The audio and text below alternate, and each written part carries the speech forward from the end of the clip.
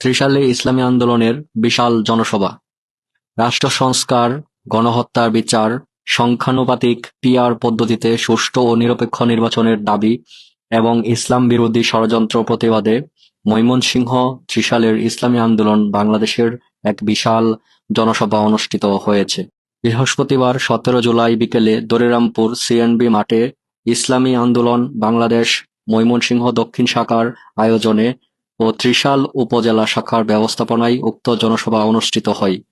জনসভায় প্রধান অতিথি হিসেবে বক্তব্য রাখেন ইসলামী আন্দোলন বাংলাদেশ সিনিয়র নাইবে আমির মুফতি সৈয়দ মোহাম্মদ ফয়জুল করিম।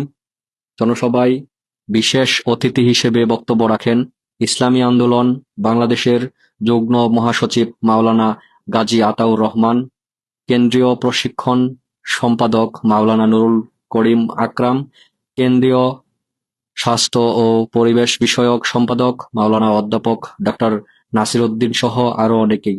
সভাপতিত্ব করেন ইসলামী আন্দোলন বাংলাদেশ ময়মনসিংহ দক্ষিণের মাওলানা মোহাম্মদ মামুনুর রশিদ সিদ্দিকী ও সঞ্চালনা করেন ত্রিশাল শাখার সভাপতি মাওলানা ইব্রাহিম খলিলুল্লাহ।